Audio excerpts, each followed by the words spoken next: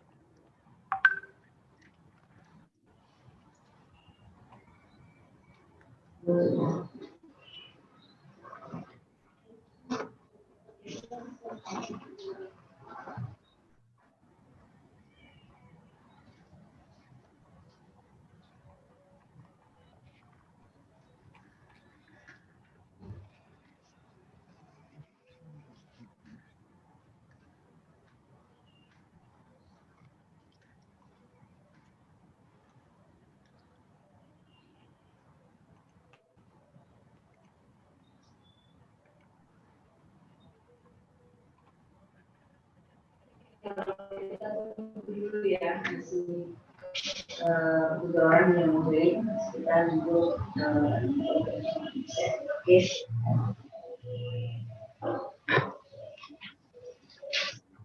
Halo, Assalamualaikum, Dr. Mahmud.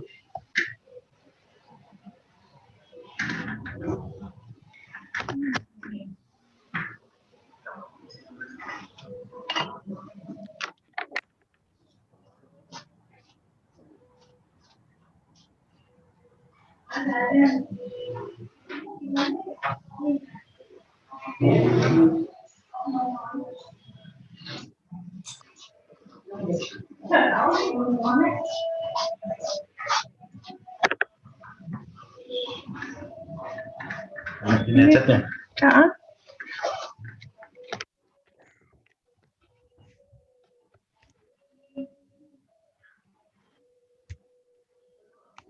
India dan Iya. Udah belum ya? Halo. Nyala belum? Halo, Assalamualaikum. Assalamualaikum, can you hear me? Ada suaranya. Oh, ini kurang kencang, kurang masuk. Hai. Wait. Oke. Ini ya.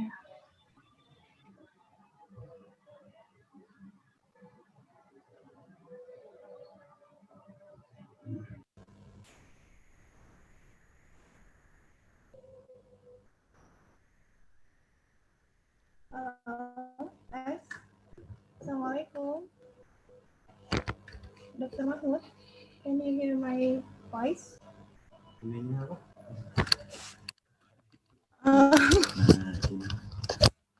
Oke, gini ya. Assalamualaikum. Halo. Hello, can you hear me?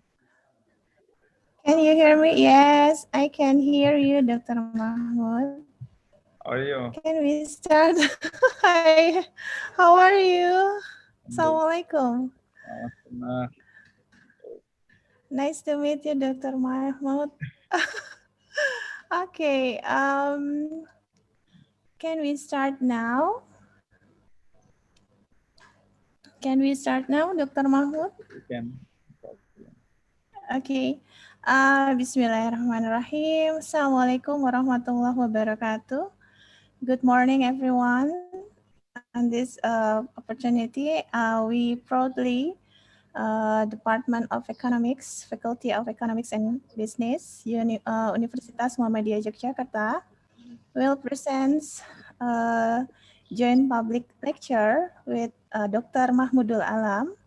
He is from Universiti Utara, Malaysia. He is a lecturer in UUM in Department of Economics with the title Some Critical Thoughts on Development Paradigm. Thank you for Dr. Mahmud. You have coming now. So the time is yours, Dr. Mahmud. Okay, friends, we will hear the discussion with Dr. Mahmudul Alam. Please, Dr. Mahmud.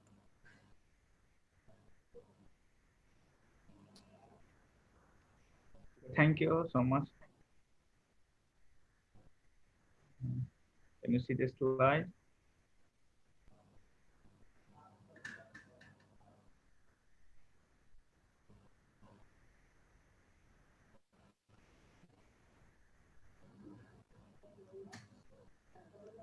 Okay. Can you see it properly? Yes, Okay. we can see your materials now.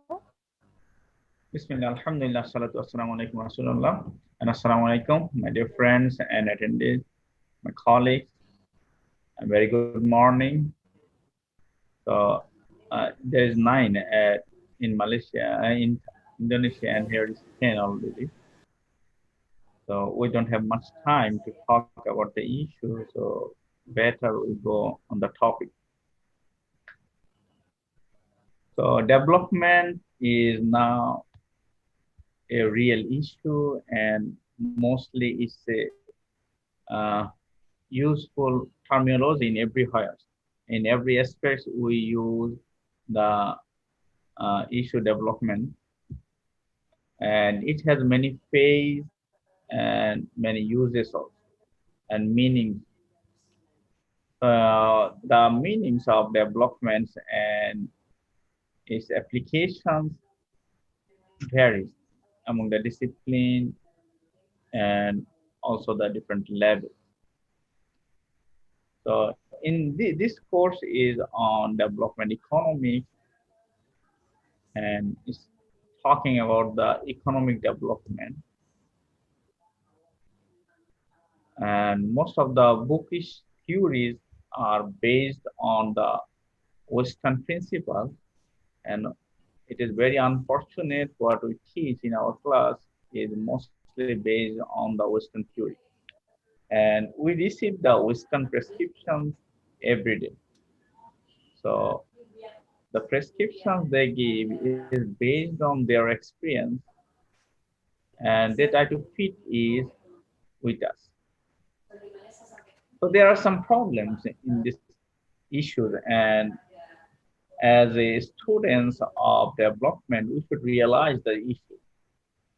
And it's not just a bookish idea and concept we absorb from the books and we set up our brain accordingly. That will bring us development. No, it's not happening. If it is happened, that's the last 100 years, every country should be developed. So there are many theories on development, and these theories are very good, fine, but the question is how much this theory is fruitful, how much they bring the benefit for the emerging economies or the third world countries. So if we look at development from different perspectives, the very recent issue of, there are many theories on development, how it's progress, and many issues. Rather than going to on different topics, I just focus on one issue, that the uh, post-development paradigm or post-development theory. So here I will just discuss with you few critical thoughts on development paradigm. Uh, as development is true for us because we are the guinea pig of the development. All the development theory is going to apply on us. So we should realize the critical issues, and we should design our own development theory policy rather than just take a prescription from West. So those who are the students of development economics, they should get some critical idea of this discussion. So here I just discuss about one very recent theory that's on the post-development theory. The post-development theory says that okay, before this one, we understand how economy is running. The economic nature of development means it tends to be policy oriented, problem driven, and therefore effective in relations to a particular pre-existing social theory. So there are lots of theories on development, and countries follow one theory and one path, and they try to develop based on that theory. And in that theory, they design their policy and action plan according to the theory. So therefore, the development project initiated by both governments and NGOs are directed according with the development theory. So when country or government or the political party design or decide a development path, then they arrange all of their other projects and initiatives according to that path and following the theory.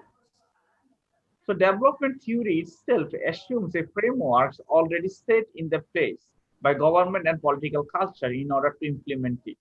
So we assume that we follow this path, and that path fit with our cultures and political agenda, and then we start our other development planning according to that culture. So the development process is therefore socially constructed. It's already constructed based on the culture, political parties agenda, and the national others agenda, like the geographical locations or strategical planning. But the Western interests are guiding us in the directions and outcomes in the current path of socially constructed development theory, what we are following now. So the development itself fundamentally reflects the patterns of Western hegemony. Here, what the theory follows or what the action plans we take is led by the West. So they set up a mechanism.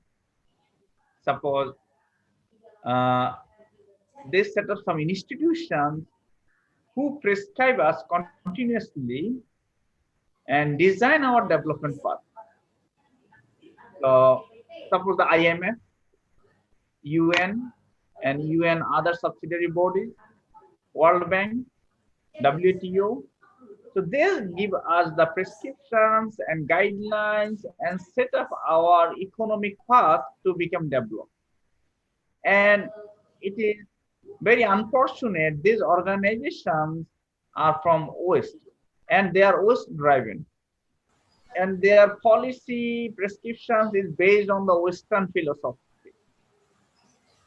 So here the development as an ideology and a social vision, which is ingredients in the ideas of modernization. So West teaches us how to become modern because they think they are the most modern structure, modern country. So other developing country or the third world countries, they should be follow their path and their lifestyle to become modernized and to become developed. So Western economic structure and society as a universal model for others to follow. So this is the philosophy of these organizations or West. Even in our book, all the teaching materials, we teach our students in classroom, same thing every day. All the books here behind, you see the written by the Western people. And we teach them this thing every day. So their brain are Westernized, one sort of Westernized, and they cannot think without Western prescriptions, our development can happen. So rooted in the Western influence, the Western knowledge of development, approach toward development and conceptions of what development entails, as well as perceptions of progress, directs the course for the rest of the world. So their style, their way of thinking is our guideline. And this is known as the post-development theory. So where it says all development as imposed upon the developing world by the West. And this is and we we are the guinea pig of this development approach. So what's the problem of this approach? Because this is the latest one we are following. Every developing countries are now following this path that uh, post-development theory, what West give us through their different channels or organizations or donor agency or international organizations, and we are taking it continuously. So what is their motives behind this? As they are the already developed country, they have a strong bargaining powers, and they already hold the capacity of major institutions, and some sort of their lifestyle is better or looking better. So we think we should be like them, or their promotions and media teaches us that that lifestyle should be for everyone. So what is their motives? Why the developed nations uh, like us to follow them in every aspect?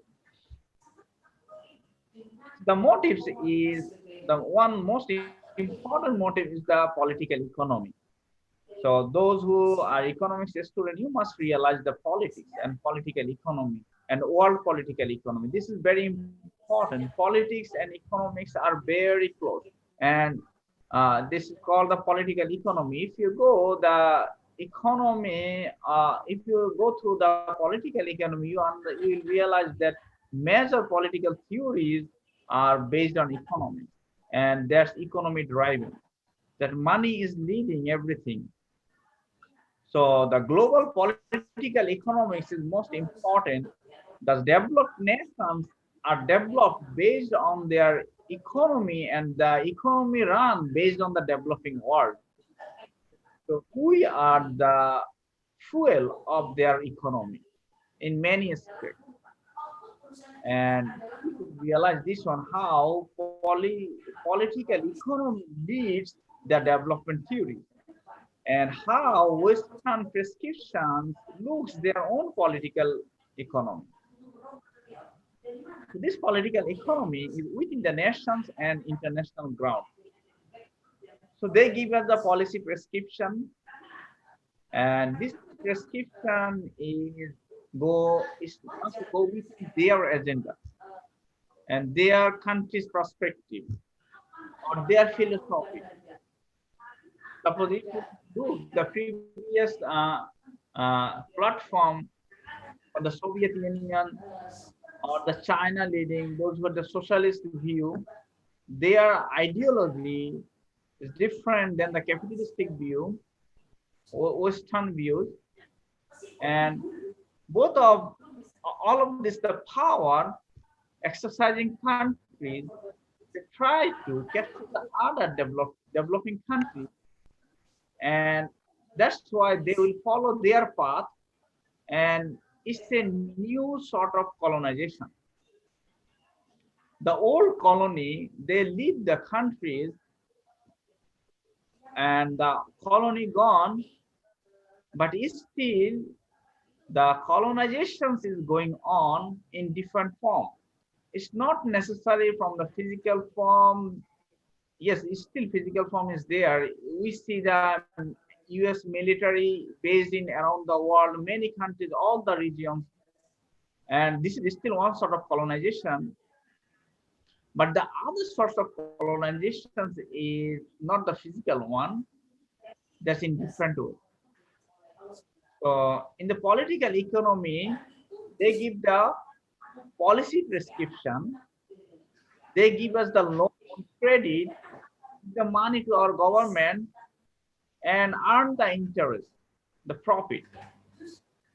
And also that in any project, all the development projects run by the UN, World Bank, or other developing countries directly run by their organizations, suppose the JICA, ADB, IDB, or other, suppose DFID, other institutions, international organizations, donor fund.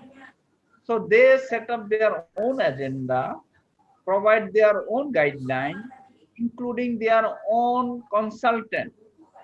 And in the project, there is a lots of clause and condition that all the raw materials, all the consultant, all the products should bring from that country. Suppose even the Japan give the development project in the third world country, they consider the consultant should come from Japan. The materials, all the materials should come from the Japan. And suppose all the other relevant products, suppose the vehicle, electronics, good, everything should come from Japan. And if the project gives, suppose 1 million, 600,000 they take by consultancy and their product. So more than the majority part of the fund return back again the original country. So when they set up a project, most of the money again return back to them. But in the meantime, the developing nations, they give the interest on whole project fund. The third world country, when they get the project based on credit, they need to give the interest on total amount, but they need to spend the money on the donor country. We can see that 60 to 70% money goes back to the donor country instantly. And only 30 to 40% fund works in the developing world, but they need to pay interest on whole 100%. So this is a big economy for the developed nation. That's why they have huge interest to prescribe and capture the countries, developing countries, with their own idea. So there is a competition among the developed countries that who can capture then which developing country or which sector in the developing country. And this is also market economy, and they also push their local product, their market product, and their own economy. So the third world countries have very little negotiation power and also very keen and interested about their product. So we are in big trouble. So they set up a new colony based on this new understanding, rather than the old understanding, capture a nation, rule the nation. Now, no need for the ruling the nation. Now they rule in different way, rule through economy. Under the present capitalistic framework of globalization, industrialized trading partners. So now they call us for the trading, globalizations and trading. Through the globalization, economic globalizations, we go under trading. So there are very nice trading, trade theory, comparative advantage theories. But the problem is the advantage, how much the developing world get and how much the developed world get is not as given as the bookish idea. So industrialized trading partners always take the most of all the gains from trade under the principle of strongest take all. Because they have the strong bargaining power, they take the major benefit of the trade. So they buy the raw materials from our countries with very cheap price, and they produce the finest good and sell the product very high price. So the developed nations buy the garments in the third world countries very cheap price, very low and marginal price, and they sell it very high price. So the majority of the gain taken by the developed nation. So to the industrialized nation, economic globalization is a means to ensure lowest price for their input and highest price for their export. so they can exclusively enjoy the entire gain for specializations under globalization. So this is also a deceptive globalization. This is not a fair trade. It's not a fair globalization. These globalizations deceive the third world. And what happens when we reproduce the raw materials? We destroy our environment. We pollute our area. We destroy our air, our water. We exploit our natural resources and just sell to them very low price. And they just process it without any harming their environment, without natural resource exploitation, and sell it to us again with very high price. So in another way, we sell our labor in very cheap price. So we also no need to send labor or labor migration. Labor is still here, but the capital flow is very low. They hold the capital their country. By utilizing our labor and resource, they just take the input from here, basic raw materials, and get the benefit, major benefit. So this is the big politics here. And another interest of the developed nation is the culture. They put their culture here. We see lots of cultural aggression, lots of cultural um, uh, cultural issue dumped to us. That means that they want to teach us their language. Every suppose French colony try to teach the French language and they try to promote the French culture. And Hollywood, Bollywood culture is there. So they try to promote their product and culture. So if we absorb their culture, then we will become like them and we always follow what they say because our brain will be captured by their cultural program. And another issue is the international support and voting for any issue. Suppose UN, in case of UN, any voting agenda or any election, international support are internationally dominating the power. They try to capture the developing world. Suppose now Russia, USA, China, so they try to dominate their powers in different countries and colonizations in new form. So they will establish their power base in this country. So these are the motives for developed world, why they promote us their prescriptions in that way. And then in the same time, they also put lots of conspiracy message to control our brain. And if you see all the developed nations, they are lack of population. And most of their populations are old age people. Old age people has problem. Old age people cannot produce product. They are not active in economically active person. They are burden for the country. Old age peoples cannot generate any product, any productive works, and as a reason, government cannot get tax benefit from them. And there is no income of the government from the old age people. In against, they are the burden because government need to pension them, government need to pay social benefit, government need to pay high health cost for them. So overall, the social cost for the old age people is very high. So if you see the COVID-19 case, major people died in the developed world and the oldest people because there is, and still they don't control their country.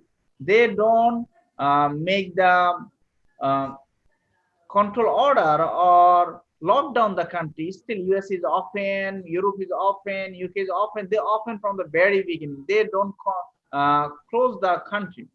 Why? This economy is very strong there. One issue is if government who block the lock down the country, then they just try to save the oldest people. And their perception oldest people is useless and it's a burden. So why we keep them? One point. Second point is if they want to give the subsidies, very high subsidy, and government income depends on the people's income, same. So if government lockdown, then how government pay the money? So in our country, this region, within $100, government can run one family for 1 month. But in USA, one family 1 month, government will need $1,000. So the high cost, for the high cost, government open the economy. Often there is no lockdown, and they believe this is the way, one sort of way to reduce the burden, because the oldest people are useless people, so they are going, death is okay, no problem for their economy. So they are so much materialistic view in there, and they push this sort of ideology here through the population control. They said the earth carrying capacity, the earth cannot carry so much people. And that was the same thing. If you look the conspiracy of the earth carrying capacity, when the people was in this other 2 billion people say this is the enough, is the maximum, we can, this world cannot carry more than 2 billion people. Now it is 8 billion people, and people are still surviving. So the population control, this, the developing world has high populations and we cannot manage it properly, but that side they have very low populations and they also cannot manage it properly because they are in the budget deficit. Japan is budget deficit due to high old age peoples and no new bonds, very low new bonds, and that's why the burden of working peoples to the dependent people is very high. So you should understand this population paradigm. The book is, in the book we see the population paradigm, how population decline or which path they will follow. But actually, you should understand the reality. The population is a big asset. Now, whenever we see the in the coronavirus pandemic, when the border is closed, country run only based on its own population, own economy run based on own economy, economic agenda, economic population inside the border. So consider the foreign is closed, international is closed, import export is closed, just within the border. The country who survive within the border is the country where they have huge population, and their GDP is still continuing very high based on the population base, because high demand, high supply within the border. They have no need to depend on the other country. Okay, then another issue is the food production, food conspiracy, and artificial shortage. If you look the USA and Canada, every year they destroy huge volume of food to maintain the food price in the international market. They have huge production, but they don't supply it in the international market, just destroy. Government give the subsidy if anybody destroy the food. And if you look the food conspiracy of USA and Canada, they produce huge, and they have huge land, they have huge resource, but they don't supply it in the market. And government give the money if they don't produce. In some cases, suppose 1 year they produce lots of crops, wheats, and next year government subsidize not to produce wheats because they just keep the land empty. So there are lots of conspiracy of the food and international food price and food market. So it's the artificial shortage of food. And if we go through the details what the food productions and food capacity of the world, we realize the real scenario. And another case is foreign invasions and world economy. We see the military base and oil around the world. And the developed world engage the oil situation. There's no peace. It is a conspiracy that they want continuous oil. If there is a battle continue, they can sell the arms, weapon to the developing world. And that's why they want the conflict. The developed nations come here to teach us the democracy, and democracy through killing us. So that's the things, the foreign invasions of this world in Africa, in the Middle East. If you see wherever there is clash and contradictions and fighting, they can dominate there. In a peaceful country, nobody want to listen to the Western philosophy. Who cares about the West? We are very happy. But whenever they can make you unhappy, can make conflict, then they come to give you advice. So this is the way they bring their ideology here. And they give us the loan, credit, foreign direct investment, and aid, and this is the way I mentioned that through the international and donor agency. And they said you will be developed through tourism, cultural development, local development will happen through call the tourists, through internationalization, people come here. So if you want to open the for the tourism, you need to give different facilities. That's somehow going against your culture. And the culture, some cases is worst of many cases. And the tourists come here and they destroy your environment. They destroy the local culture. They destroy your local humans' understanding and perception, behavior. So people's perception change. So there's a study that long ago in the area that peoples are very poor, but they said no, there is no poor people in our society. There's no poor people because their concept of poverty is different. But now when they get mixed together with the other cultural peoples, other peoples came here and teaches them, oh, you are very poor, you need money, you need this and that, and you need more consumerism product. Then now these people are more rich than before. Still they said we are too poor. So the poverty is in their mind rather than the physical poverty. So the poverty comes in their concept and understanding rather than the actual poverty.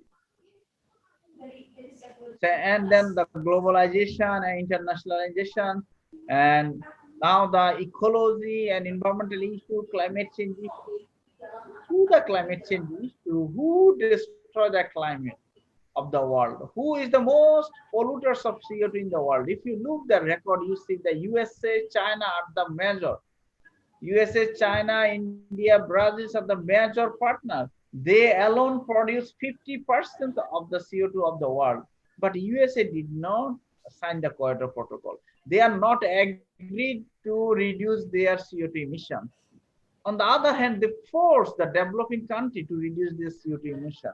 So we are going to industrialization.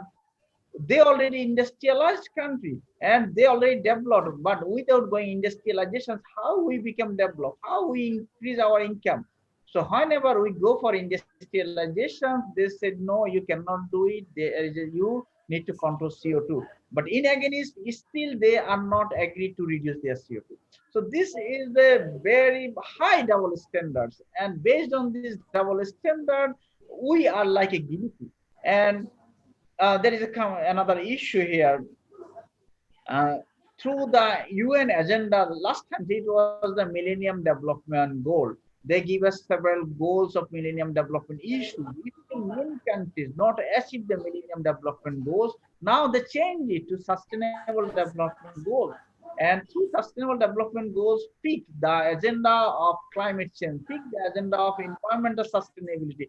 But this idea is not implemented for the developed nation. So this sustainable development goals is pushing to the developing world. So we are another terms restricted to develop our economy. So by any means, there is a lots of conspiracy and hidden agenda that developed nations don't want us to be equal to them. If we will become the same as their level, then they will no more dominating to us. They will cannot influence their power to us. They will have no power, no dominating issue. So if we are same or equal, then they have no value ultimately. So they are all the development models and the theories and the projects is just dominating us, and it's a continuous agenda to light the poverty here. So they wish the poverty here will continue forever. And that's why we are also in the wrong focus. In many cases, our governments are already in the system. They cannot go out of the system because we need money, we need the prescriptions, and they are the donor agency. They give the prescriptions. Now they push us to make our economy green economy.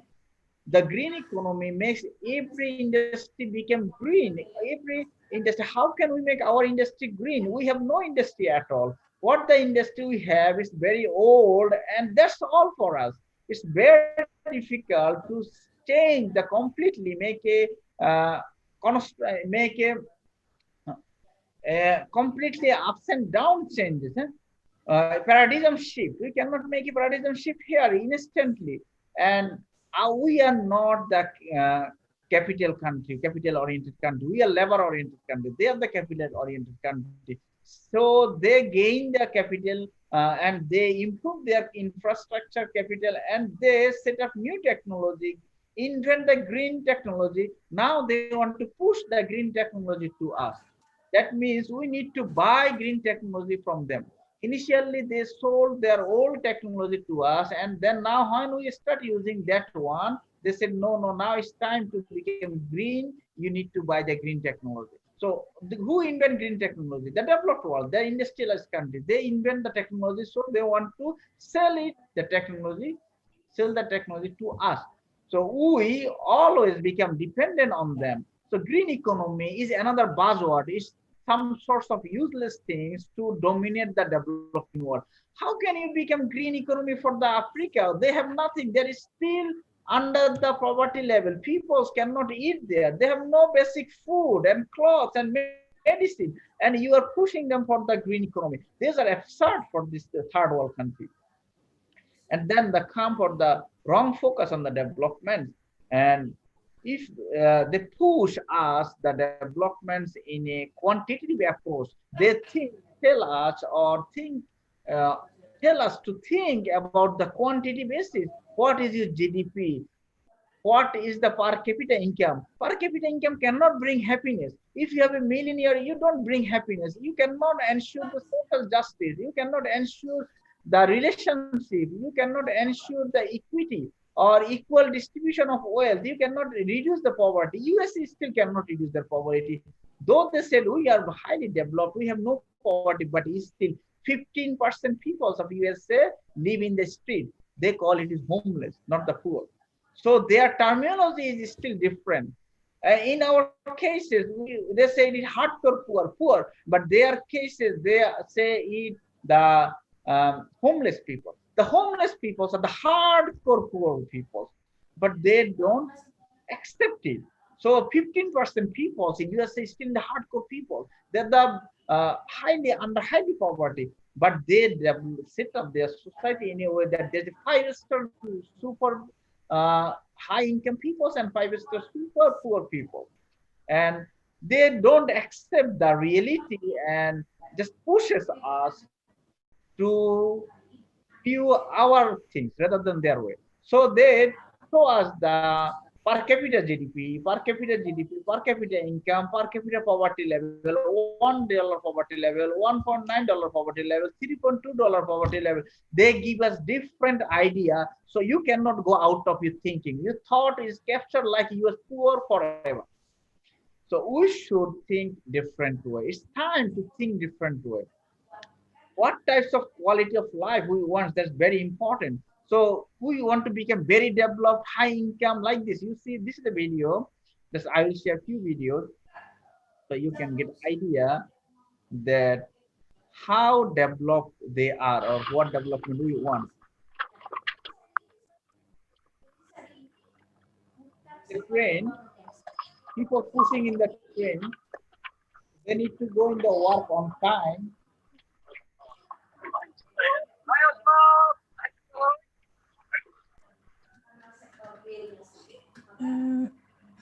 I'm sorry, Dr. Mahmud.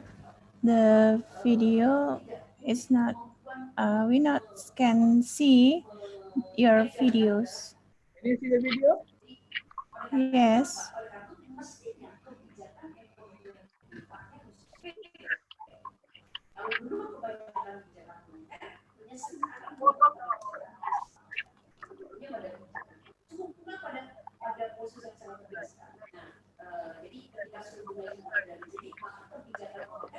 Still cannot.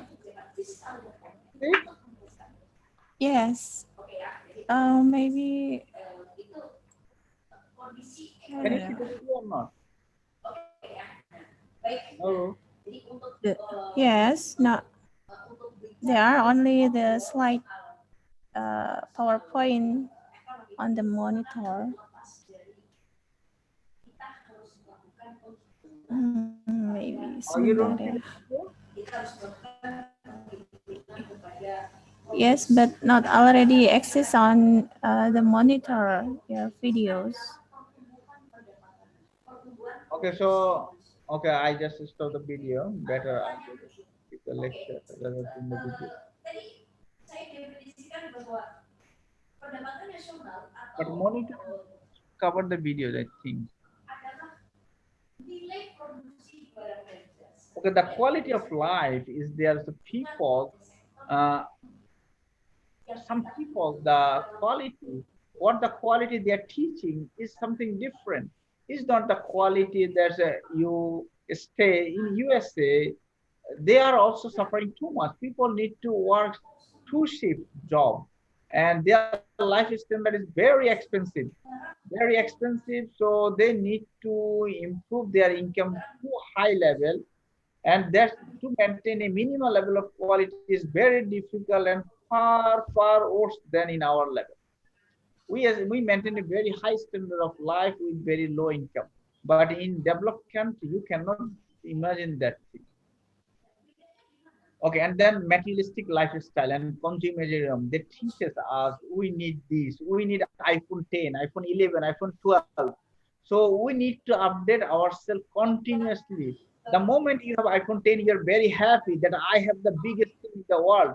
But after 2 months, they release iPhone 11. Then you will become dull. That's my one is very old. And they teach us the consumerism. You need to consume lots of product, lots of um, cosmetics, that useless things you need to consume. Their ideology, philosophy makes us not as human beings. It's a different things, and that's why they expand their markets. And people's idea is, I need more, I need more, I need more. That's the thing make us a wrong focus. And everything is privatizations and unique centric, self-centric. There is no social orientations or common community platform, community development, or the government. They said G should be small, the G is going big. That means government has going to big. Government expenditure need to less, and privatization should be more. So these are the very wrong focus, and there's focus taken by our political peoples and our country, our agenda, and our development projects, and they give these prescriptions to us and we implemented it. That's why we are just in the cycle of developing nation. It's very difficult for us to become like them based on their philosophy. If we follow them, we never become to like them.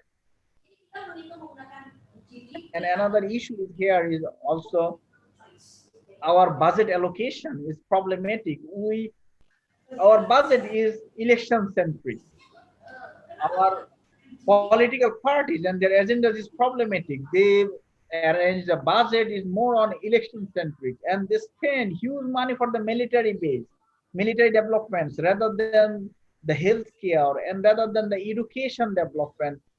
And ultimately, both all of the governments, NGOs, and the foreign prescribed givers or the donor agency, international agency, everyone is doing the poverty business. Poverty is a business for the developing world. We like poverty, but we don't like poor people.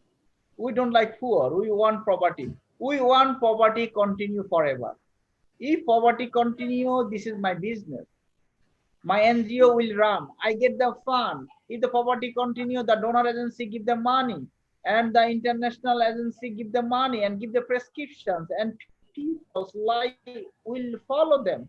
If the poverty continue, the developed nations will can lead you and will deceive you continuously. If there is no poverty in your country, if you are rich, then they have no power, no benefit for that. So all of their model, prescriptions, everything is just to continue poverty. That is not, you cannot go out of poverty. And that's why they design the poverty in different level. If you go out of poverty in $1 poverty, you are now still $2 poverty. If you go out of $2 poverty, you are still now $3.9 poverty. So the level of poverty will continue. So these are very, very wrong things that we already captured and believe it already. And so there are some barriers of development that is within ourselves, our underlying political and economic ideology, our own political agenda, our political peoples and their liaison with the developed nation. That is very problem. Our peoples are not, our politicians are not honest enough. Our politicians are not the patriotic enough. There are lots of corruption problem in the politicians, and that's why they try to capture the position. And they are not for people centric, the citizen centric, not the development centric. And their agenda, political agenda, most cases, most of the developing world, the political agenda is based on their own political agenda, own development, own corruption way of manipulation rather than the actual development. Actual development is the hidden agenda, to the hidden agenda of development. You spend money for education, you spend money for skill development, you spend money for the healthcare. So if one nation has good health, they will become very productive. They can produce huge. One nation is skilled, they can produce huge, and their development is huge.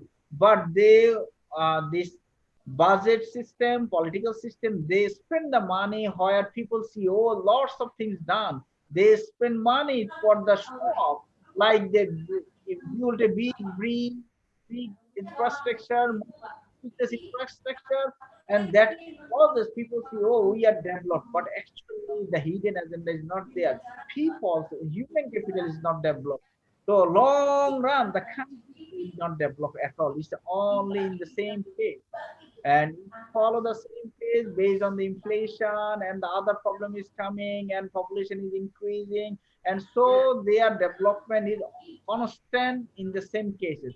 It's not the progressive development, it's just a slow and just adapt with the current system, not the adapt with the developed nation. And the policy problem here, the policy is designed as to serve the elite group, top business people rather than the deprived group. Even now, if you look the COVID subsidy, after the COVID government, where the government give the money, where the government revival action plans, where the action plan goes, where the money goes to the industrialized, money goes to run the industry again, rather than money goes, most of the money goes to run the industry rather than it go to the grassroots level, rather than go to the grassroots small business development. So there is a policy favor is a big problem here. The policy is for the top group of people. And then come the planning and execution. This is another big problem. So this country planning, we take plan, 5 years national plan, 10 years national plan, and Millennium Development Goal, many others goals, but none of the goal achieved. And we don't execute any goal properly. Before we complete the project, we have another plan. That's a big problem. Suppose if we can achieve the Millennium Development Goal, we can achieve something. But in the middle of the Millennium Development Goal, UN again push us to follow the Sustainable Development Goal, a different agenda, a green economy, different agenda. So they push us with different agenda. Also, our political parties also push with different agenda. One political party take a planning, and next election, after next election, if another party came, they change the planning. They don't execute the previous planning. If they execute previous planning, then it's the continuous of the development. And we can say one thing we achieved. If the planning is not good, but we achieved something. But in the middle of the project, if you close it or you just close the project in haphazardly, we achieve nothing. It's actually the wastage of everything. So it's problem within our system also. And our law enforcement has limitations. Our law and system is not fair. It's not actual justice. People don't get the proper justice. It's lots of corruptions are here and political influence are here. Transparency is here. Transparency is not everywhere. Many cases is not transparent. Many issues are not transparent, especially the political issues. Governments and the government agencies, institutions are not transparent. They're highly corruption, highly bribery here. So these are our internal system. We need to focus on these barriers. And we cannot control this in one day. To control it, we need to set up different things. So there are two things. One is the symptom. Another one is the actual disease. If the fever comes, if high temperature is not a disease, high temperature is a symptom. If any major disease happen in our body, our temperature goes up. So fever comes, it's not the disease, it's a symptom. The disease is something. Suppose if you have the COVID-19, your temperature will be high. If you have cancer, your temperature will high. If you have many other high important diseases, your temperature will high. So these are the symptoms. We forget what is the symptoms and what is the actual cause. So cause and symptom is different. Our corruption is high. This is not actually the causes. This is the symptom. Causes is the human. Our humans are not the correct people. We say our Muslims are not the halal Muslims. Our Muslims are not the proper Muslims. They don't follow the Islam properly. And I believe most of the participants are Muslims or in the Islamic region, so they are familiar with the Islamic culture. We see Muslims, but they are most of them are out of the fold of regular practice of the Muslim. Even they just do the ritual. I'm not talking Islam as a ritual. I'm not talking religion as a ritual. Every religion has different ritual. Ritual is different thing, but the philosophy is very important. What is the philosophy of the religion? Every religion, the philosophy says you should become good. You should help other people. Don't harm other people. Don't kill others. Don't destroy the influence beneficiary thing. No religion tell you to do take bribery. No religion tell you to harm other people. No religion to do take you to corruption. Religion is a ethical guideline, and religion teach people to become good. But we the peoples are the corrupted, and we have very lack of religious understanding and practice. That's why corruption is everywhere. So corruption is, we don't say the government. Government is the peoples, individual peoples from the nation. It is the peoples, it is the position. If the people good, then corruption will not happen. The goodness is different. The corruption, I say I don't take bribe, but how much? I don't take 1,000. Okay. I don't take 10,000. No, no. So I will give you 1 million. No, no, you cannot buy me 1 million. Okay, I'll give you 1 billion. Okay, let me consider. Okay, 1 trillion. Okay, let me bring whatever it is. I will do it for you. So that's the way corruption happens. You can buy any minister, any prime minister, any nation, any country by money. The point is how much money, what is the value? That's how the corruption is happening. People, you can buy the people by money, but the real ethics you cannot buy. If a people hold the real ethical value, religious value, you cannot buy him the trillion or more trillion money. Money doesn't matter. But the point is our peoples are not developed. Individual peoples is not developed. So how can we think the nation will develop? Development is not money. Development is the human. Development is individual. And there are some other barriers. Suppose our politicians are businessmen. This is a very big problem. Business, academicians is a profession. Business is a profession. Politician is a profession.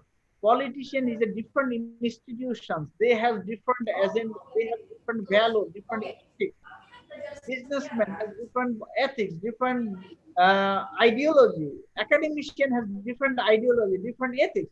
If academicians go to politics, they actually cannot do good because their agenda is different, their training is different, their objective is different. But businessman is not the welfareist. Businessman is profit oriented, profit making people. But politician is welfareist. They look the benefits for the people. They are the for the people. But what happened nowadays, all the politicians are businessmen. Or all the businessmen, very influential businessmen come in the politics. There's a big mess. When businessmen come in the politics, he actually corrupt the politics. I told you the money can buy the people. He buy the politicians. The businessmen buy the politicians, and the money is the issue. And even politicians also businessmen nowadays. So he come in the power to make his business, to set up his business, and that's why the corruption happened. Politicians set up many business, and he capture all the license and tender. That's why his tendency and objective change is no more the welfare, it's profit making. But politician, the institution of politics is not profit making at all. So that's why it's a big problem here. We make a big mess here. And our media is also bought by the money. Our media is no more the fair. Media is also captured by the westernized, by the money, by the corruption. That's why we cannot rely on the media. The media is mainstream media is no more reliable. The government media is no more reliable. And the media, the journalists, we call the yellow journalism, there's a very high figure in the society. We cannot rely anyone. Our judiciary system is corrupted. Our law order is corrupted. Our media is corrupted. Our politicians is corrupted. So here the freedom of speech, the right thing. If you talk the right things, then you will be in jail. If you talk about the right democracy, you will be in the jail. If you do the right things, you will be in the trouble. If you talk against the corruption, you will be in big trouble. So the whole system is in big trouble. So this is a vicious cycle of problems. And until the human beings is not right or appropriate, we Muslim will not, the halal Muslim, that's a big problem continue. We cannot solve this problem. And under this situation, the peoples who are the qualified peoples who understand the things, they cannot survive. And they cannot survive and they cannot talk. They cannot take action. So ultimately, they go out of the country and they migrate to other countries. So brain drain happen. The top quality brain has no utilized in the country, in the third world country. So they go the developed nations and serve there. But the point is, if they go there, earn some skill and come back again and develop own nation, that is benefit. But our government, the developing nations, our economy and government don't design the things in a way that they can bring our expatriate again. So this is a big problem. We should focus, bring the expatriate and utilize them because they already brain drain. They already go out of the nation. We should focus on them and bring them. Until we bring them, we need to take the prescription from the West. So if we want to go out of the prescriptions of the West, we need to bring the experts back and give them the proper position, give them the power, give them the authority, give them the ability to work, and give the priority. Otherwise, nobody will come here. And the final is lack of capital, human capital. Human capital must improve. This is very important. Human capital includes the skills, includes the humanistic view, includes the ethics, includes the humanity inside the people. This is very important. That's the ultimate bottom line to achieve the development. And at the national level, so we should improve human development. There is no alternative of human development. Human development is the must. That's the first priority. All the other development is useless until human development done. If your human peoples are not enough ethical, then they will do corruption. You can never become developed. So if you want to become developed nations, your humans should be high standard of ethics. Your humans should be high skilled people and they are cooperative. So you can achieve the development. And you should set up a development goal. Development is not just a monetary value. It's not the physical infrastructure value. It's on human value. And then come the social development. You need to look the social bondage. If your human beings are very good and very qualified peoples and they are high standard human beings, then your social bondage will be strong. Social institution will be strong. People will be social oriented. Your social institution, community institution will become very strong. People will be cooperative, helpful, and they will develop and they help each other. and reduce the social imbalance will be reduced. Welfare and justice will be established, and the social view about materialistic will gone.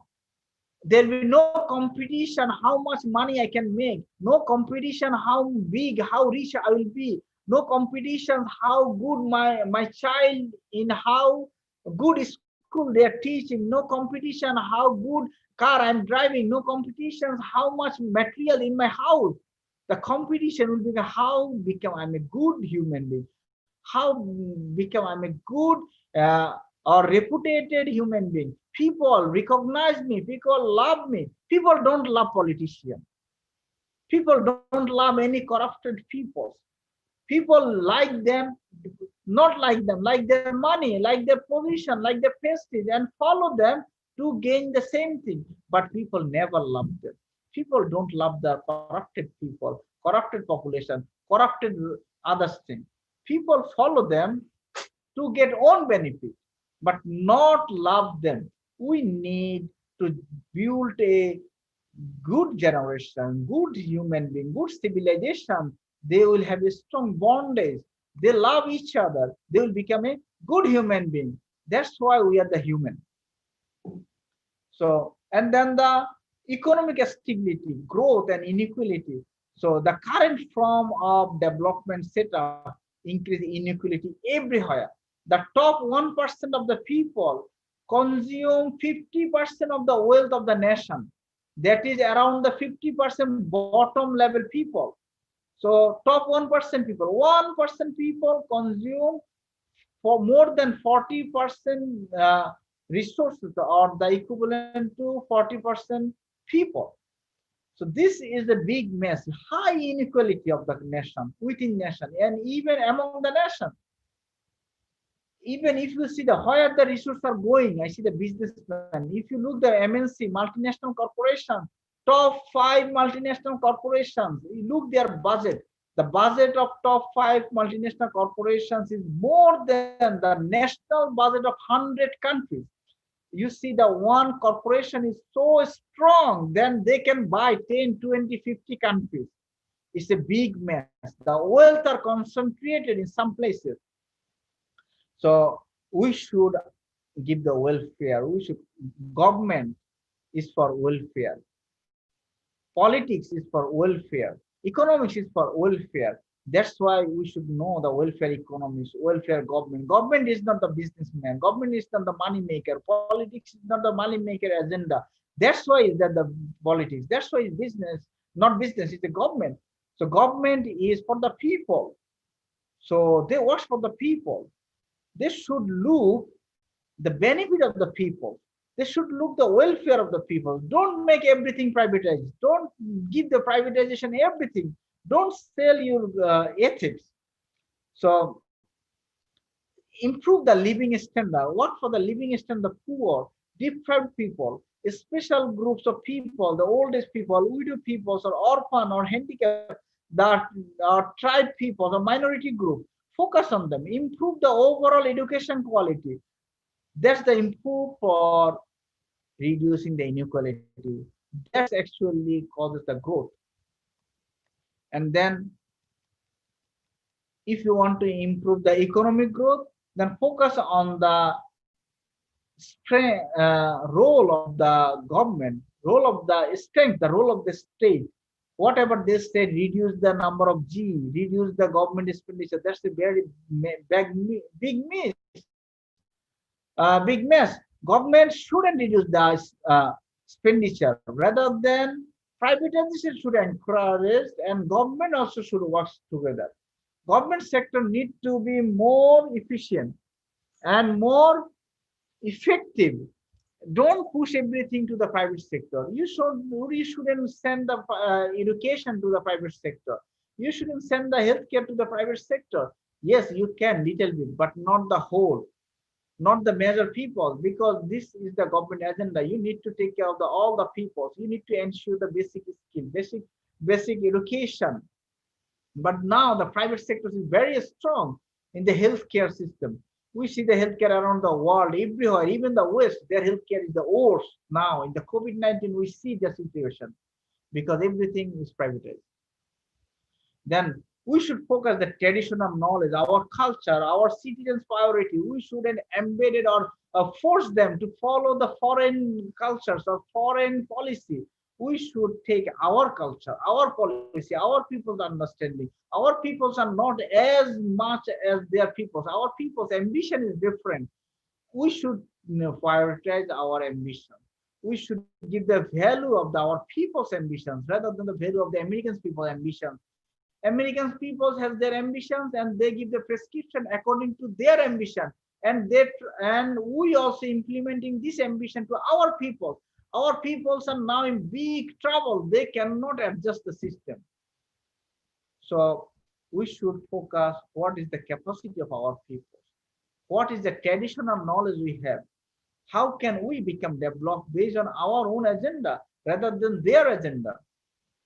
And we should set up our tax system, our VAT system, our fees, uh, uh, our tax, VAT, our fees, and our charity or our culture, zakat system, or our budget allocation. We should decide based on our priority, our national priority. And there should be big priority here in the budget allocations. It's a big mess in most of the developing nations. We should carry it very properly. And for the growth of the nations, we should focus on the technological development. Nowadays, everything is technology based, and technology actually accelerates the resource. We have actually high population, and we have no technology to take care of this population. We have no technology to take care of our natural resources. To take care of our own natural resources, we need to hire the Western people. Western people come here, exploit our natural resources, and they take majority of the part. So we need to know and we need to develop our technology. Our people should be skilled in terms of technological development. If we improve more technology, technology in widespread, even the agricultural technology, resource increasing technology, resource saving technology, so we can save our resource. We are just over exploiting our resources, and many cases we over export our resources and export to the developed nation, and they don't exploit their resources. They just export our resources with very low fees, and they also save us to reduce CO2. So we should understand that, and we will get out of their control if we can improve ourselves through technological development. We should focus our own technological setup, own technological increase. And that's why we need to increase the infrastructure. Our communication system, telecommunication system, road communication system should be very good. The good communication system, your economy will be very faster. So if we focus on the communication system, very good communication system and technological system, our economic growth will be very high. If we know the growth models in the technology is a very important role, and technology actually accelerate the overall growth. So if we want to accelerate our growth, we should focus on the technological development and human development through education and health system. And we need to create job. We have lots of people, and if we don't create the job for the people, it will make big chaos, big problems, and people will become frustrated. The generations after generations, people will become poor and they will frustrated. When they're frustrated, they will not productive, and they feel, even they have low income, they feel we are poor. Even they have the better income, they also feel we are poor. So they need both of the things. They go for the individual self-development through human development, and they need to know the job creation. If they have enough job after graduation, I have a job, then I will not be worried. I will not be so much panic and no more so much competition. So now after COVID-19, now the job market is very shrink around the world. Those who are the fresh graduate in this year, this is a very bad luck for them, because many existing skilled people already lost their job. So the unemployment market is very high. The job rate is very low. Those who are the fresh graduate is very big problem for them. And the salary is now very low due to the COVID-19. So we should encourage our new graduate, focus on the entrepreneurship development, focus on startup development, set up new business, set up a startup. You should set up your own business. Otherwise, you don't just go for the job market, service market. You just serve as the corporations or slavery, doing the slavery as a corporate people. That days is over. There is now most of the peoples or corporations already shrink. We see the economy is very bad. Look at the entrepreneurship. This is the very good time to set up new business. This is a very good time to enter the new business because all of the existing supply chain broken. Most of the supply chain or the product chain is broken because the supplier died or affected, production closed or import closed from China. Most of the raw materials come from China, that's already closed or problematic. So it is a time, it is a prior time people to enter in business. Many people can, if you can set up a new business, if you can set up a new supply chain, if you can find a new backward linkage, forward linkage, that's a good way to set up your business. And this is a good time. Rather than just focus on the job and job and job, go business. You can do online business. Now many things is online. The COVID-19 teaches us how to do everything online. Even we lecture are online. We give lecture in online. So everything is online. Go and set up your business. Look your business. Think about the business. Don't just think for the job. Job market is over. The date of job is over. Think business. Think entrepreneurship. Okay, then another is at the national levels, another one is the inclusive globalization. The globalization is very important for us. We are in the globalized era, but we should be very careful about globalization. We should look the inclusive globalization. Whatever the West prescribed, don't take everything. If you look the Malaysian style of globalization, very highly guided, very selective, and moderately. IMF, World Bank, UN is not too much strong in Malaysia. They are ready to give money, but Malaysian didn't give the money before. But later on, they now took huge loan and now they again entered in this cycle. If you borrow money, you are in the loan, you are in the cycle and you need to follow them. So if you borrow money from one person or one institution for other place, you already kill yourself. Rather than you need to develop by your own way. So you need to be very selective. And in case of globalization, very cautiously decide the globalization. Don't take everything what the industrialized nations tell you. So the underlying themes of the globalization should be internationalization rather than globalization of trade. So don't just buy and sell from other country and to other country. Try to become internationalization. Internationalize your economy rather than just enter as the trader. So here you should remember the production should be for need fulfillment rather than the profit maximization. Again, the thing comes, the business people. If you go for the profit maximization, if you know the profit maximization point, the economics student, you know, when the marginal benefit is zero, no more profit, no more, go for production. Production is stop when the marginal cost equal to marginal profit, marginal benefit. That's the big mess. So what happened? After a certain period, you stop production. So what will happen? The other people, what will happen? The other generations, you are trying to maximize the profit. So if you maximize the profit, you're just looking at your profit. What will happen? The whole nation, and you looking for the privatization. This is the Western philosophy. Western philosophy, the survival of the fittest.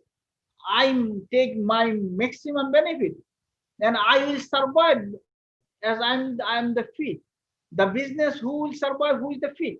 And the monopolistic is here. All the big business are here, all the small vanish. And they created an environment with subsidy to vanish the small business. This is not the way to gain the development. And this is also not the way to live Islamic way. Islam say live and let other people live.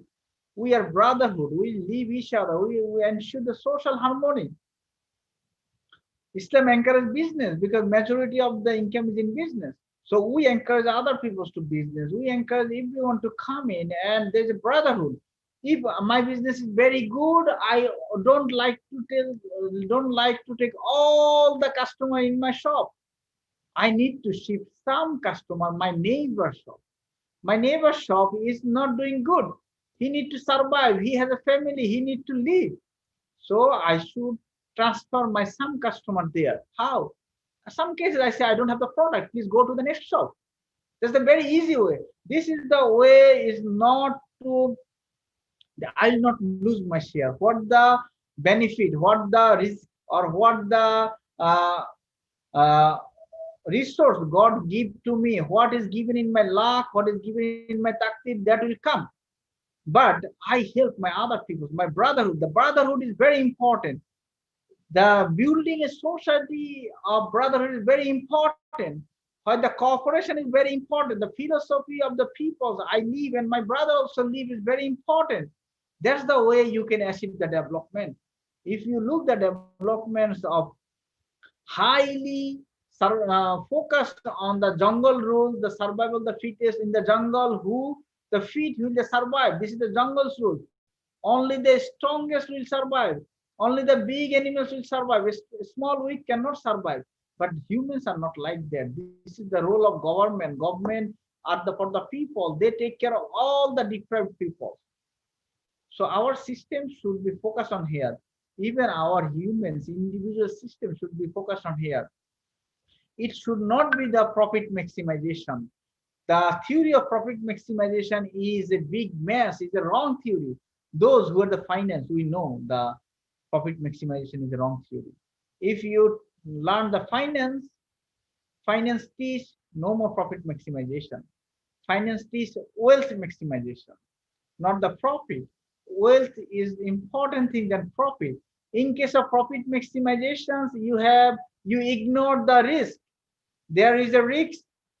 In case of profit, finance, we follow two things, profit and risk together. Risk and return goes together, parallel. If you take high risk, you will get high return. If you take low risk, you get low return.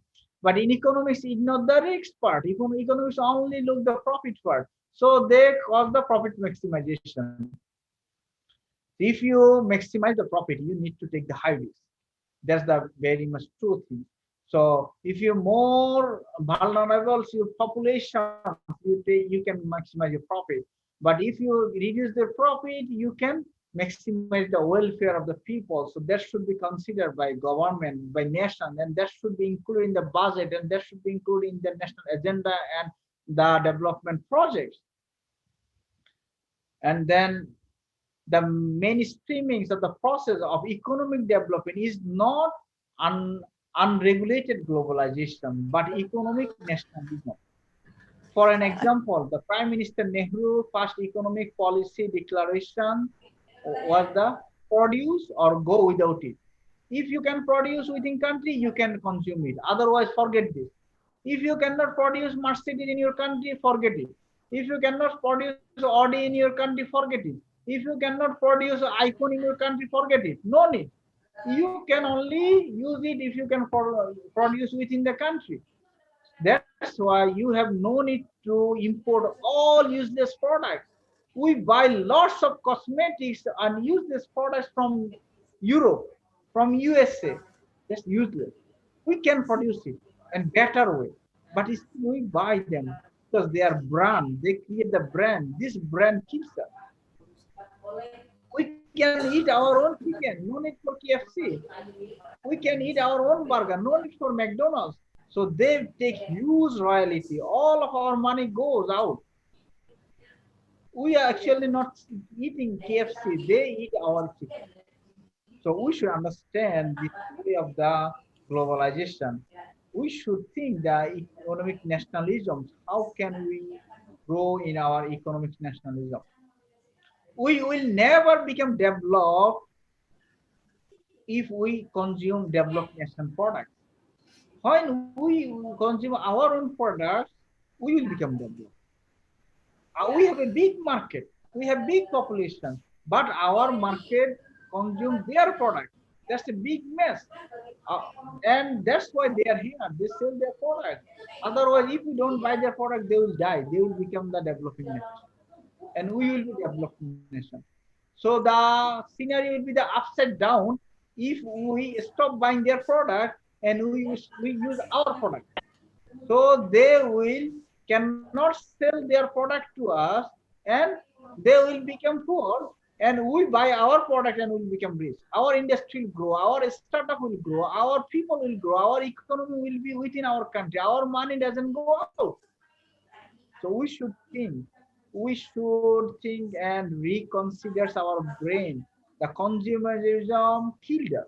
Consumerism killed our economy.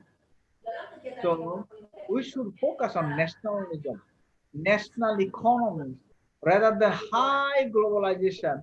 Globalization is good when it is for your benefit. Globalization is good when you bring the capital in your country. Globalization is good when you export the labor for, and gain the foreign currency. Globalization is good when you create product and sell to the other country with the high price, good price. Globalization is not good. You buy their their finished good with high price.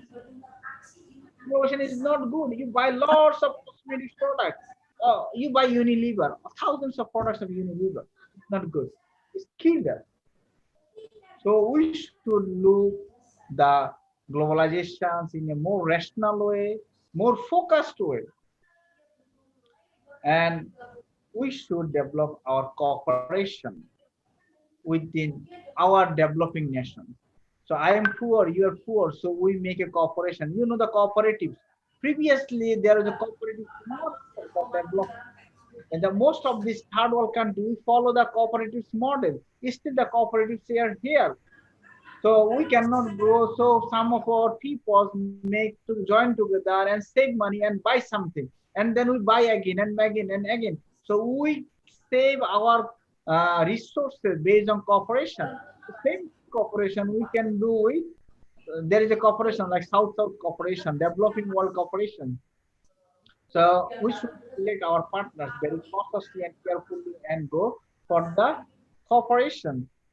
And rather than cooperation or the trading partners with the developed nation, look the developing nation.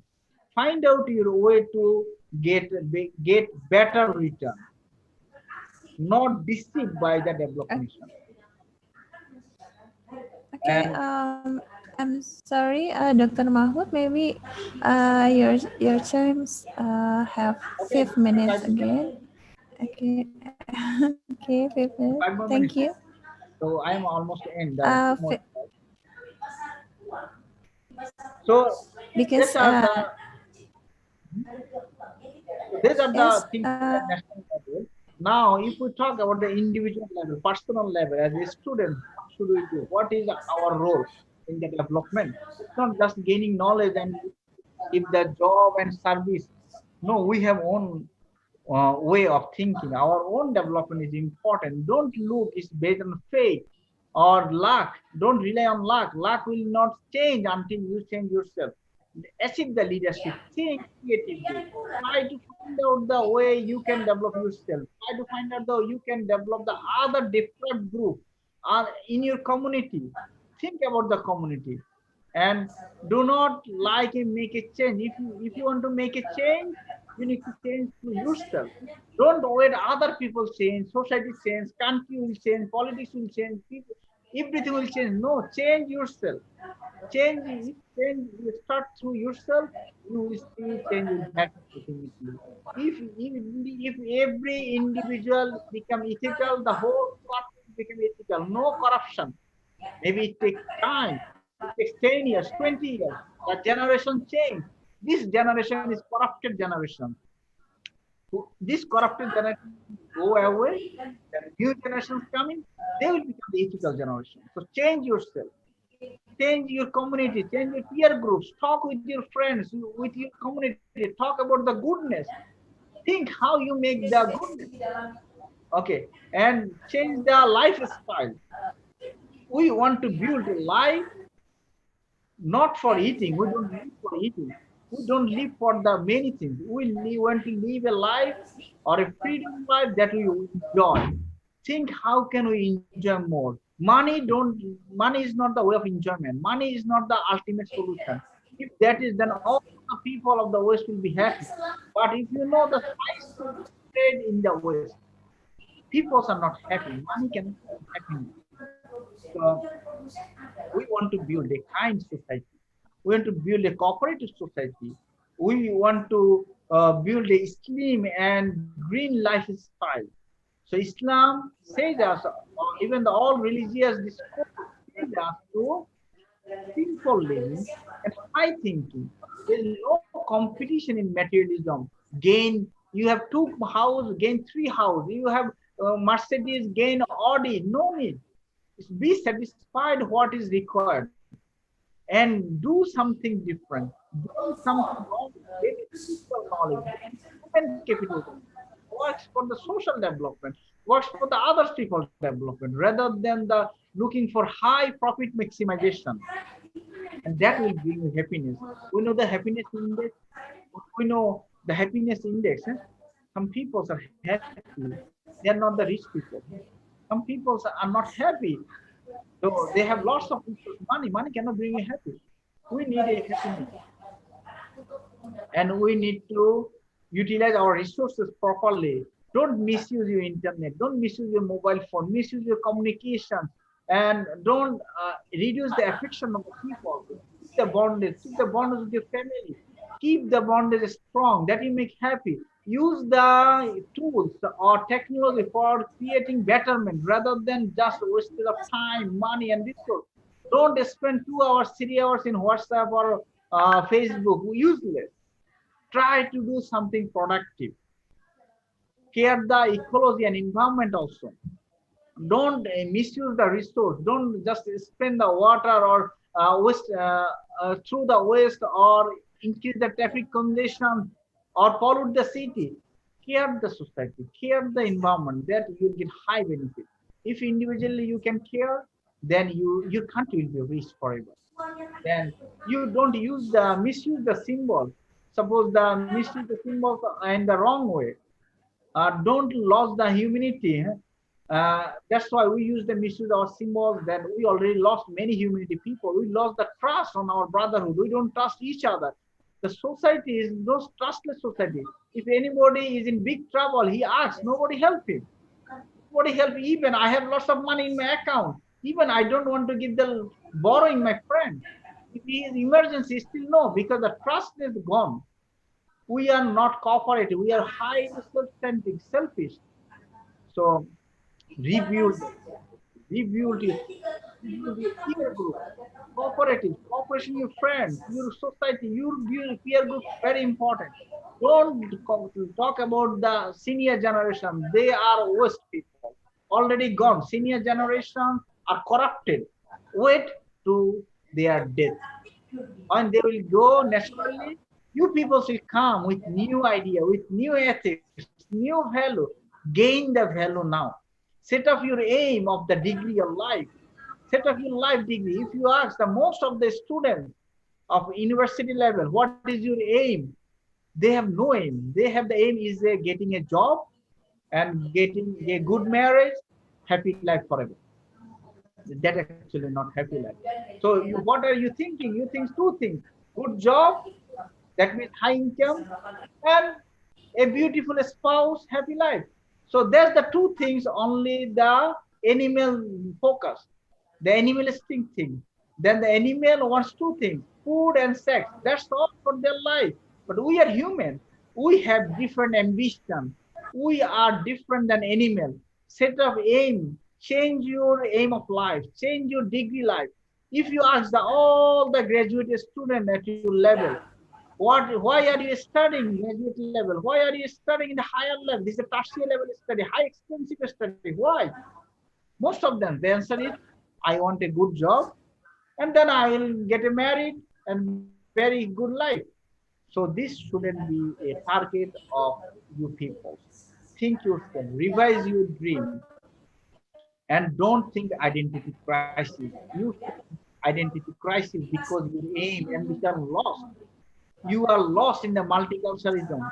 You are lost in the pop culture. You're lost in the Hollywood, Bollywood, world culture. You lost in the ideal YouTube. You lost in the Facebook. Return back your own philosophy of the ethics, philosophy of the religion, philosophy of human. Then you can develop yourself. You can develop the soul. Until and unless you can think yourself, you can achieve the religions or you can achieve the objectives of the religions in your life, then the development is just materialistic.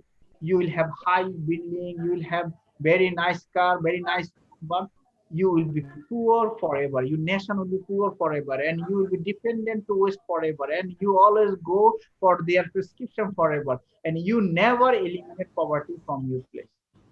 So understanding the meaning of success.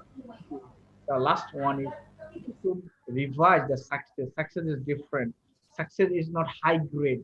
Success is not high certificate. Success is not good job. Success is not a beautiful spouse. Success is not high happy life. No, success is something different. And all of us, we come from different backgrounds. Our problem is different. Our situation is different. Our resource is different. And don't compare yourself with your other people's. Compare yourself with yourself. Are you a good person? Are you a better person than your previous version? Today, are you better than you yesterday? So try to get success in terms of yourself. Achieve success in your way. Some people are very rich, but their family life is mess. Some people are very high salarized people, but their boss is very worst person. Make his life hell. Some people get high salary, high CGPA, high grade, good certificate, but no job. Rather than a low grade student, leave a better job, better place. So success is something different. Don't go for the materialistic success. Try to achieve the peace in your heart. Then you will get be beneficial. Then you'll be happy person. Then you become developed, and the whole nation will be developed. The last one I say in terms of religion, Allah said in Islam, Allah said that those who go for the materialistic things and no time for God, no time for religion, but you go for the materialistic view, then Allah will engage you with the poverty and you will never become rich. You will engage the poverty forever. Your thinking will become poverty. You have 10 house, you still need more house. You have 20 car, you need still more car. You will become a poor forever and you will lose peace forever and you will never get it. So that's all. Thank you everyone for your patience. So now it's question and answer. Okay, thank you, Dr. Mahmud. This is the last your presentation. Nice, very nice. Okay, here not only the students who attended here, but also there any my colleague who were present here. Uh, I see there any Dr. Basuki Santoso. Dr. Basuki Santoso, he is from the Research and Development Ministry of Agriculture in Jakarta. And Mr. Nurhayanto, he is our lecturer at Department of Economics, Universitas Muhammadiyah Yogyakarta. Okay, everyone. I think it was very interesting from the explanation from Dr. Mahmudul Alam. We know that there are many global economic development agendas and challenge today.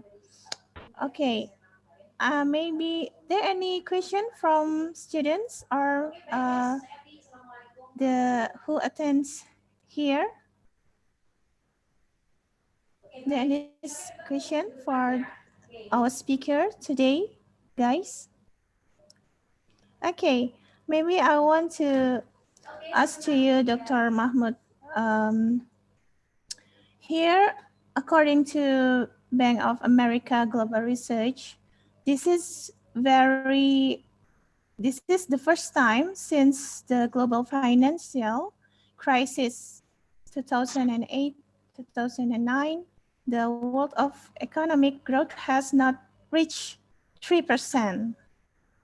And the main weight is outbreak of the coronavirus, which has hit economic activity in China as the virus spread. And Bank of America economists said that United States and China trade wars and political uncertainty and the economic downturn in Japan and several countries in South American region, we know that also had an impact on weak global economic growth. What do you think, Dr. Mahmud? Okay, again, that We growth, have a challenge. again, economic growth is a number, is a mathematical term, quantitative issue. So the growth is based on the base. The economy, if the economy is a big economy, their base is very big. Suppose $1 trillion economy, their base is very big. And the growth of $1 trillion economy, their growth 1% is very big rather than the base of $1 million economy as 10% growth. Okay, so our economies are very small. So our growth, small growth, actually very insignificant. In terms of the developed nation, their base economy is very strong, very big. So they have very low and insignificant growth means is big. And normally their country growth is very low. In our country, the developing nations, our growth is very high because our base is small. So total GDP is small. That's why our growth is normally looking big. But actually, they are in terms of number, total number, their return is more, or their production is more than us quantity. And the coronavirus pandemic is a big issue, and it's especially I look the opportunity from it rather than the problem. The problems, we are always problematic. The developing world is always problematic from the very beginning. We have not resolved our problem. When we are just struggling for surviving. We are struggling to remove our poverty. And there are lots of business here, poverty business here. Lots of NGOs are working here. Everything is source of a business matter. And another issue is the figure, the research, what they show, that's the westernized again. The philosophy is based on westernized philosophy and westernized approach of quantifying it. And in the GDP has lots of limitations. GDP don't count many things. GDP only count that has market value. And because they are market economy, they only understand the money. Everything they value in terms of monetary value. Their values are very low or ethical ground. Their values are based on only monetary ground. And that's why GDP has lots of limitations. GDP don't count many things. Only GDP count that is marketable, what has the market price. But in our economy, our third world country economy, we are not market-oriented people. Not at all, in all aspects as the Western people. So their definition, their assessment, their calculation has big difference than in our understanding. And that's the things we say, don't focus on their understanding, what they design for us. Your country has a scope, you have the research think tank, you have the ministry, you design your own GDP gap. You design your growth, you assess your growth, how much it is. And in case of growth, also consider one thing, non-monetary value should become here because GDP don't consider that is no monetary value. Okay, suppose if anybody serve his son, if I teach my son, that's not including GDP. But if I hire a person to teach my son, that is including GDP. So, but production is the same, contribution is the same, growth is the same, development is the same. So the terminology is different. We should understand this one. And the value you're talking about, the monetary value figure, And we should, this is the reality, we cannot change it. And we shouldn't panic on this issue. The issue is every country is now facing the same problem. But if you look, some countries still have the positive GDP growth. In this pandemic, this is very surprising. Some country has positive GDP growth. This is, so you should look at them. Why? What's the reason? And the reason is their population, internal growth. Their market is not collapsed. Internal market is not collapsed. If they have the high population base internally, these people will eat. These people will consume. They will not vanish forever. But those people, those countries are highly export or import oriented. They face big problems. China face big problem because highly export oriented country. But we think our other developing countries shouldn't face such levels of problem because we are not that levels of export oriented country. And another issue, we should think this pandemic as a big opportunity for us. It's a big paradigm shift for us. And this is the way of our rethinking, established rethinking. It's a, we already sold our brain. Our brain already brainwashed. Now it's a time to rethink. We can set up our own business. We can set up our own supply chain. We can develop our own startup. We can focus in our own way. So that's the way we consider ministry should focus in our own resource. How can we utilize it rather than looking the outwards? And rather than now is the market is international market should become very expensive now. And whenever the import is expensive, the local product should be produced. That's the economic theory says. Yeah? So we should produce our locally, focus on our local. How can we improve it? The product we cannot produce our locally, no need to consume, except very emergency product. That's why India is growth up. Nehru policy was that if you cannot produce, people said, okay, we want razor. Huh? We want to take the shave. Our razor is not good. If we shave by our razor, we cut our face. We want to import the good razor from other countries. Then Nehru said, if you want to make the good shave, try to produce it. If you cannot produce, don't need for other machine from outside. Huh? The day you can produce, you can use it good. That's why they are now industrialized almost. That's why they are developed. The way people get, then they get the way to survive. When the people they are stop their way, they find out the way of survive.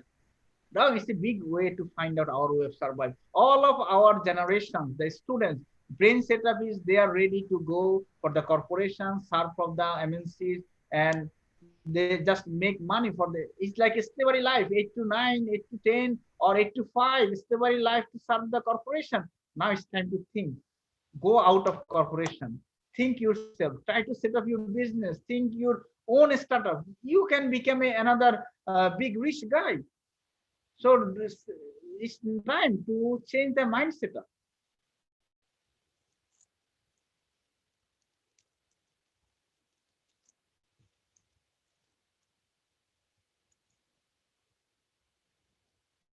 I cannot hear you. Okay, nice. You can hear me? Yeah, that's okay, nice. Alhamdulillah. Thank you, Dr. Mahmudul Alam. Nice, very nice your explanation. Just for your information, Yogyakarta have a high of happiness index in Indonesia, but Yogyakarta have poor of society index high too. So this is what is it? I don't know. Here in Yogyakarta, I think the people live in here very happy. They're very happy, but maybe there are many people live in here in low, what is it, low income, but they happy. Okay, thank you, Dr. Mahmudul Alam. I want to ask for you, maybe I want to talk about the economic development in today it has a very dynamic. And what kind of policy choice in I want to know in Malaysia is currently doing economic recovery and health fighting COVID-19? In Malaysia? Yes, in Malaysia. And maybe in other country, you know, in development country. So now it's a big thing. COVID-19 is a big issue. Whole economy is down now. So government, all of the government of the world bring with new subsidy policy or new COVID control policy. It's not just health issue, it's the economic issue, big economic issue. So how they can revive again the economy, how the money circular again be okay. But now it's a very sink economy is a recession everywhere. So most cases here or other countries, government take the policy to first step is reduce the interest rate and find out the most vulnerable sectors and set up the subsidy for the vulnerable sectors and also look the which sectors is more important, which sector is very essential for the national security. Suppose we have national security regarding the health, regarding the food, and regarding the production, industrialized production, regarding the supply chain. So this issue should be focused. Then government should build the supply chain as early as possible in all aspects. Supply chain is very important because broken supply chain cannot work here and there. So if the supply chain established again in all sectors, then it will recover very soon. And that's from the government side.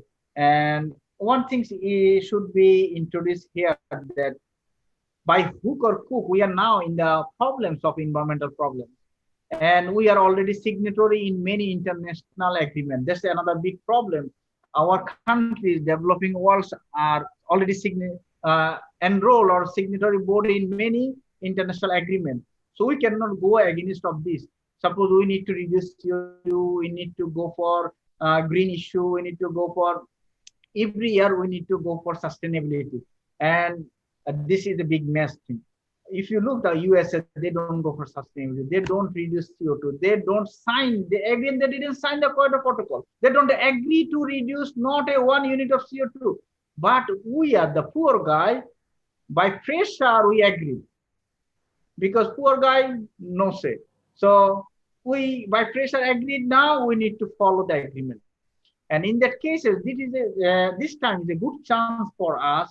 Government subsidize only those organizations, those industries, those who are more sustainable or oriented, or those who focus the environment oriented. Suppose now all the industry close, government need to subsidize. So government give the subsidy in the renewable sector. Government give the subsidy in the industry where they can produce less CO2, or which industry is more sustainable or environment friendly, or which industry is the core of the national economy, and try to shift them in the sustainable sustainable technology. Because now we need to study everything again. Many things we need to start from the very beginning. Suppose if we look, our airways companies all gone, our tourism all gone, our hotel industry all gone. So we need to set up them. If we need to set up them, we need to set up from the very beginning. We need to change lots. So in that case, government should focus on the subsidy that go in the sustainable issue. Suppose whenever buy a new machine, focus on the more friendly, environment friendly or green economy friendly issue. Okay, thank you, Dr. Mahmudul Alam. Okay, are there any question for student maybe before we want to close this event? Okay, Dr. Mahmudul Alam, I want to know about your comments about the transportation sector and tourism sector. We know that that sector is the most sector affected by what happened today about the COVID-19. People live at home, work from home, and so what about your comments about the economic policy, like maybe in Malaysia or other developing countries? The result of research, we know that that sector have very most affected impact from the COVID. Maybe you have the arguments. So COVID How impacted in the sector of transportation and the tourism sector, that sector have most impact from the COVID-19. What do you think? COVID actually impacted every sector, every people's and also the government, because government income of the government is the people's income. People income, then government get the VAT and tax. If there is no income, then government income also less. There is no fees, no tax, no VAT issues. So due to the transportation, suppose the international transportation flight all off, and due to local transportation off, they do lockdown. So this sector highly affected. Tourism is highly affected because no tourist at all. So, and the hotel industry sector also affected. All the 11 sectors that are linked with the peoples are affected. And industries, some industries doing good, suppose the food industry doing good, telecom industry is doing good, and pharmaceutical industry doing good, and the other industries are not doing that much good. So if we see that the government is also suffering, that's very much true. And the people also suffering. The first priority is the first important thing. So government should set up the priorities. And suppose review the tourism sector, sorry, transportation sector is not that much important to review the uh, uh, other sectors like industry. So industrial production is more important because many people works there. And if people start their working industry sector, the economy will run again. And in the tourism sector, not so much people engage. And these peoples are mostly in the rural cases, and government already give the rural package for the poor people. So tourism package is already included in the rural people, rural community, or rural poverty package. So now it's important to design the package very cautiously and think which package is high priority and which package will give you better return, very quick return. So if you focus on the industry, that's give you better return. And if you focus on the tourism now, you don't bring tourism now. Tourists will not come in next 1 year. No foreigners will come. Even if you open the border, if you give everything free, people will not come.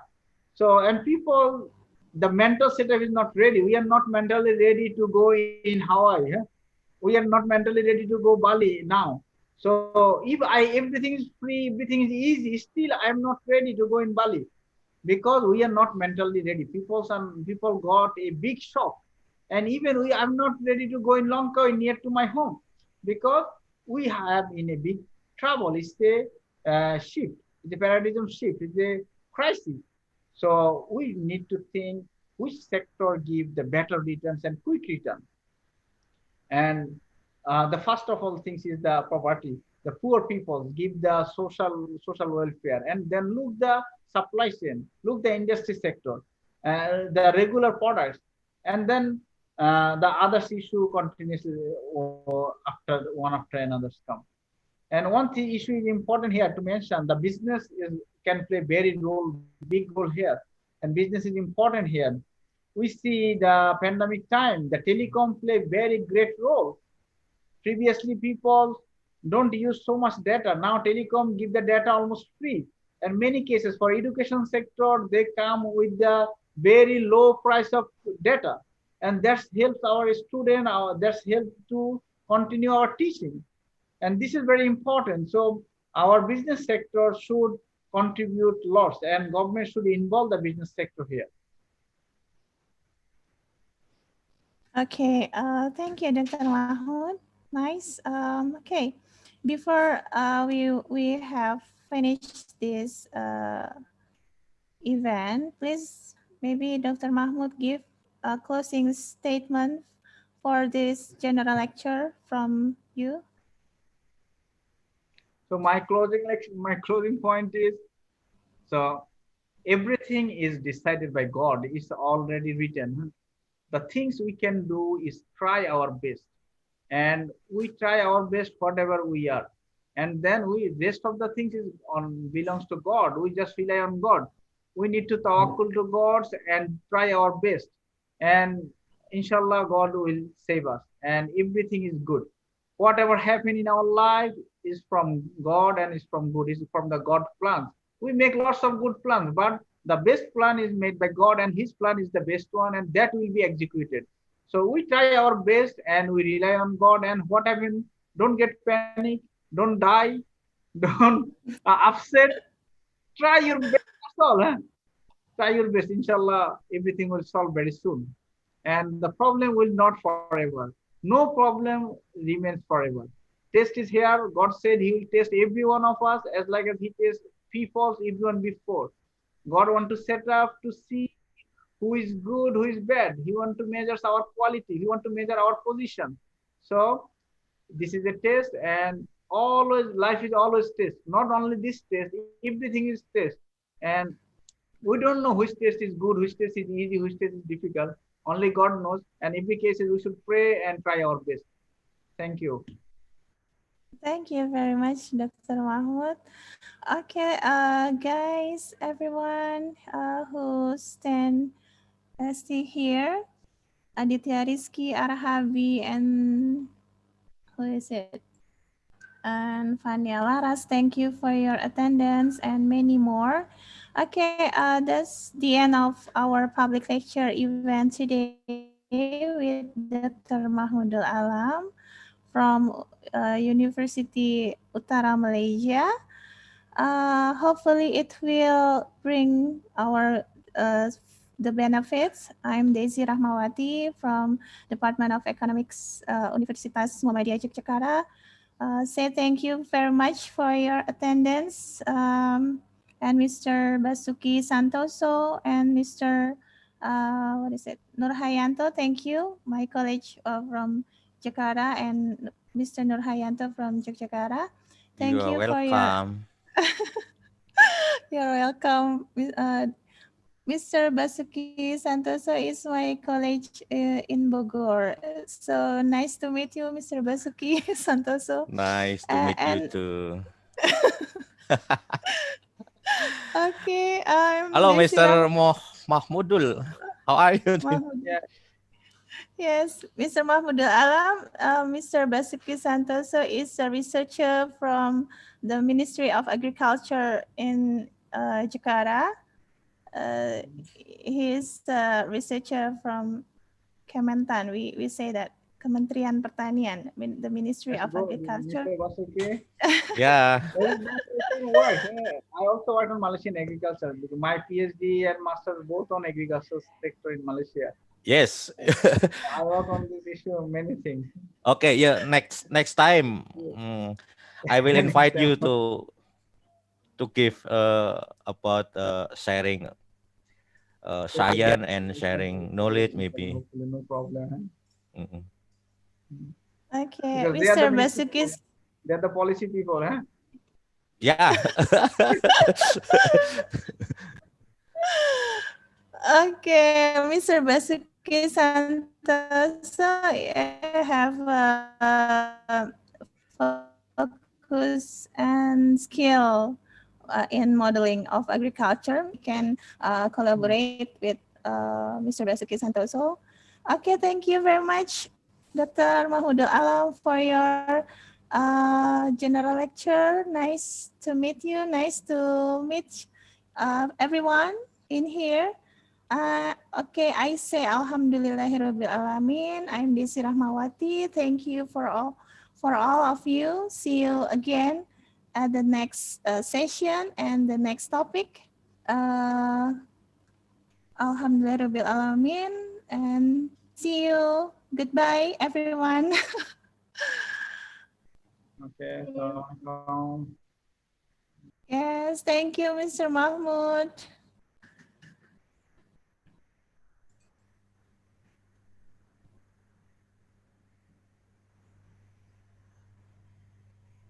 Okay, okay. I think it's the end. Thank you, Mr. Mahmud. See you again. Ya, ya Desi langsung close aja. Iya, oke, bye. Ini live.